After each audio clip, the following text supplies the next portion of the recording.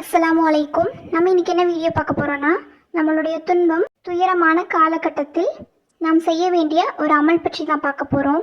இந்த அமலானது 2 துவாவாக நபி ஸல்லல்லாஹு அலைஹி வஸல்லம் அவர்கள் துன்பத்திலும் துயரமான காலகட்டத்திலும் மேலும் இக்கட்டான சூழ்நிலைகளிலும் ஓத வேண்டும் என்று நபி ஸல்லல்லாஹு அலைஹி வஸல்லம் அவர்கள் நமக்காக வலியுறுத்தியுள்ளார்கள்.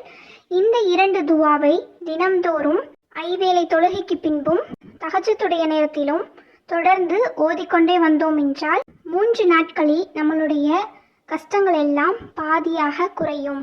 இப்போது அந்த துவாவை பற்றி பார்க்கலாம். இப்னு அப்பாஸ் ரலியல்லாஹு அன்ஹு அவர்கள் அறிவிக்கின்றார்கள், நபி ஸல்லல்லாஹு அலைஹி வஸல்லம் அவர்கள் துன்பம் நேரும்போது லா இலாஹா இல்லல்லாஹுல் அலீமுல் ஹலீம், லா இலாஹா இல்லல்லாஹு ரப்புஷ் ஷமாவாத்தி வல்லரளி வ ரப்புல் அர்ஷில் அலீம் என்று பிரார்த்திப்பார்கள். இதன் பொருள், கண்ணியம் வாய்ந்தோனும் பொறுமை மிக்கோனுமாகிய அல்லாஹ்வை தவிர வேறு இறைவன் யாரும் இல்லை. வானங்கள் மற்றும் பூமியின் அதிபதியும் மாபெரும் அரியாசனத்தின் அதிபதியுமான அல்லாஹ்வை தவிர வேறு இறைவன் யாரும் இல்லை. இது இந்த துவாவின் பொருளாகும். இந்த துவாவை 3 முறை ஒவ்வொரு தொழுகைக்கு பிறகும் தஹஜ்ஜுடைய நேரத்திலும் நாம் ஓதி வந்தோம் என்றால் இன்ஷா அல்லாஹ் நம்மளுடைய துன்பங்கள் மற்றும் அனைத்து விதமான கவலைகளும் நீங்கும். இது முதல் துவா. இந்த துவாவை தொடர்ந்து ஓதிக்கொண்டே வர வேண்டும்.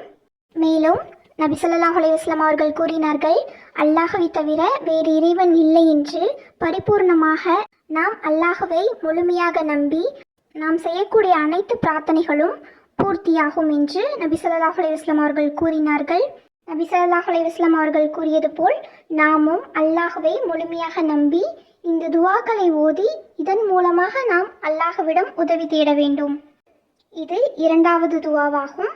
அல்லாஹு அல்லாஹு ரப்பி லா உஷ்ரிகு ஃபீஹி ஷைஹா. இதன் பொருள், அல்லாஹ்தான் எனது இறைவன், அவனுக்கு எதையும் நான் இணையாக்க மாட்டேன் என்று நபி ஸல்லல்லாஹு அலைஹி வஸல்லம் அவர்கள் கூறி அவர்களுடைய பிரார்த்தனையை அல்லாஹ்விடம் கேட்பார்கள்.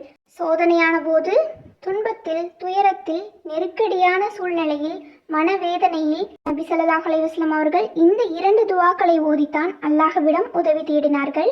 நாமும் இந்த 2 துவாக்கள் மூலியமாக அல்லாஹ்விடம் உதவி தேடுவோமாக. இந்த துவாவை தினம்தோறும் 5 வேளை தொழுகைக்கு பிறகும் தஹஜ்ஜுடைய நேரத்திலும் இந்த துவாவை தொடர்ந்து 3 நாட்கள் ஓதி வந்தோம் என்றால் நிச்சயமாக நம்மளுடைய அனைத்து விதமான துன்பங்களும் லேசாகும். இந்த வீடியோ அனைவருக்கும் பயனுள்ளதாக அமையட்டும். இந்த வீடியோவால் நீங்கள் பயன்பெற்றால் மற்றவரும் பயன்பெற உதவுவீராக.